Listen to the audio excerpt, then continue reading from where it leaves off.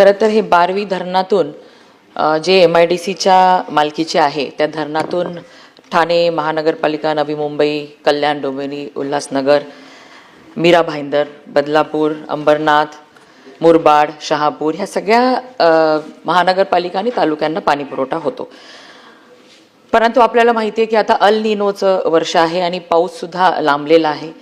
त्यामुळे या ठिकाणी पिण्याच्या पाण्यासाठी प्राथमिकता ठेवून इंडस्ट्रीला लागणारं पाणी कपात करून आपण काही निर्णय घेतलेले आहेत आणि त्यानुसार पाणी वाटप केलं जात आहे. आणि आपण जो विषय या ठिकाणी की वाढतं शहरीकरण ह्याच्यावरती उपाययोजना की यापुढे सुद्धा पाण्याची कमतरता येऊ नये, तर निश्चितच पिण्याचं पाणी ही प्राथमिकता धरून आणि आपण जसं सांगितलं की ह्या लक्षवेधीवरती फक्त पाणी पुरवठा विभागच नाही तर नगर विकास विभाग, जलसंपदा विभाग ह्या सर्वांची एकत्रित बैठक घेऊन कशा पद्धतीने वाढती जे शहरीकरण होत आहे ह्या शहरीकरणाचा आणि ज्या पद्धतीने पंतप्रधान नरेंद्र मोदीजींच्या माध्यमातून आज जल जीवन मिशन की शहरी प्रत्येक व्यक्तीला 135 लिटर पाणी हे दिवसा आपल्याला देण्याचं ठरवलेलं आहे. त्या दृष्टीने उपाययोजना करण्यासाठी सर्व विभाग एकत्रित अशी एक बैठक लावण्यात येईल. आणि तरी देखील शासन जलसंपदा विभागाच्या माध्यमातून हे जे आपलं बारवी धरण आहे ह्याची क्षमता वाढवण्याची जी आपण मागणी केली त्याच्यात सुद्धा तपासून बघण्यात येईल. परंतु हे वाढतं शहरीकरणाचा विचार करता ह्या मुंबई महानगरपालिका असेल, ठाणे महानगरपालिका असेल, नवी मुंबई ह्या शहरांना पाणी पुरवठा करण्यासाठी ह्या भागामध्ये आपण शिलार व पोशीर हे 2 धरणं प्रस्तावित केलेले आहेत.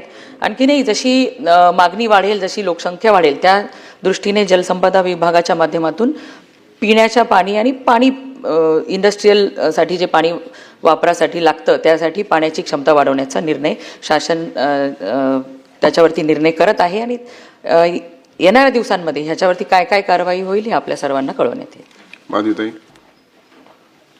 सभापती महोदय, आता लक्षवेधीच्या निमित्ताने निरंजन डावखरे यांनी जो प्रश्न उपस्थित केलेला आहे त्याच संदर्भामध्ये जसं त्यांनी ठाणे महानगरपालिकेच्या बाबतीत आणि आजूबाजूचा परिसर जो आहे जिथे झपाट्याने नागरीकरण होतंय तिथल्या पाण्याच्या प्रश्नावरती त्यांनी प्रश्न निर्माण केलेला आहे किंवा लक्ष वेधलेलं आहे. याच्यामध्ये मला असं वाटतं की एकूणच शहरीकरण वाढतंय तर त्या महानगरपालिकेमध्ये एक टँकर लॉबी जी निर्माण झालेली आहे तर या संदर्भामध्ये टँकरने पाणी वितरण करण्याची काही SOP आपण तयार केलेली आहे का आणि ती असेल तर त्याची अंमलबजावणी होते का?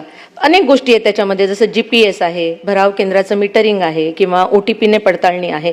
हे सगळं करण्यावरती आपला काही अंकुश आहे की नाही किंवा त्याबाबतचे निर्देश आपण दिलेले आहेत की नाही. खरं तर 2017 साली जी कोर्टाची केस झालेली होती त्याच्यामध्ये कोर्टाने स्पष्टपणे निर्देश दिलेले होते की नवीन कुठल्याही बांधकामांना परवानगी देण्यात येऊ नये कारण आहे तो पाणी पुरवठा अतिशय तुटवडा आहे. आणि यावर दुर्दैवाने आणि खेदाने असं म्हणावंसं वाटतंय की ठाणे महानगरपालिकेने स्पष्टीकरण दिलं होतं, प्रतिज्ञापत्र दाखल केलं होतं आणि त्याच्यामध्ये त्यांनी असं म्हटलं होतं की आम्ही आमच्याकडे पुढचे 15 वर्ष तरी पाणी पुरवठा नियमितपणे होऊ शकेल असा साठा आहे. परंतु आज या लक्षवेधीच्या निमित्ताने पुन्हा एकदा हे चित्र स्पष्ट झालेलं आहे की पाण्याचा तुटवडा प्रचंड मोठ्या प्रमाणावर आहे. त्यामुळे हा एक प्रकारे कंटेम्प्ट ऑफ कोर्ट आहे की खोटं प्रतिज्ञापत्र दाखल केलं गेलं. मला असं वाटतं की अशा प्रकारे कोर्टाने निर्देश देऊन किंवा ताशेरे ओढेपर्यंत आपण वाट बघणार आहोत की त्याच्या आधी आपण महानगरपालिकांना अशा पद्धतीचे निर्देश देणार आहोत की ज्याच्यामध्ये पाण्याचा जो विनियोग आहे तो नेमका कशा पद्धतीने होतो याचं कुठेतरी आपल्याकडे स्पष्टीकरण येऊ शकेल. मला असं वाटतं की असे निर्देश आपल्याकडनं दिले गेले पाहिजेत.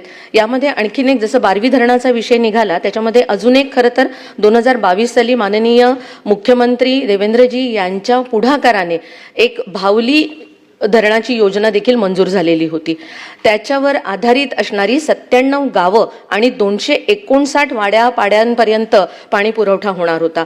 आज असं झालेलं आहे की शहापूरमधूनच पाण्याचा पुरवठा होतोय परंतु तिथले जे स्थानिक नागरिक आणि आजूबाजूचे लोक आहेत त्यांना ते पाणी फक्त दिसतंय पण आमच्या माता भगिनींना पाण्यासाठी आजही डोंगर दऱ्या पार करून वणवण करावी लागते. हे दुर्दैवाची गोष्ट आहे. त्यामुळे या धरणाच्या बाबतीमध्ये देखील 200 कोटींचा जवळजवळ विनियोग झालेला आहे. तो नेमका कसा आणि कुठे झाला याचं देखील स्पष्टीकरण या निमित्ताने मिळावं.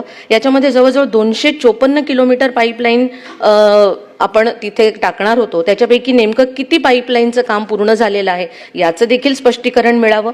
आणि या संदर्भामध्ये या अनुषंगाने एकूण 47 जलकुंभांची व्यवस्था करण्यात येणार होती. त्यापैकी नेमके किती जलकुंभ बांधून झालेले आहेत याची देखील माहिती मिळावी.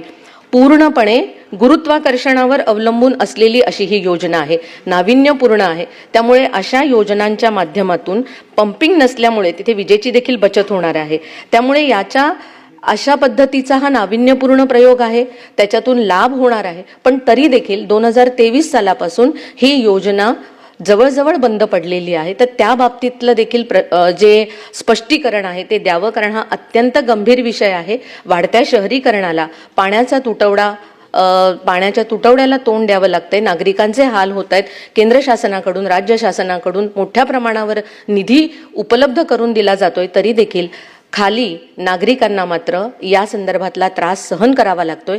याची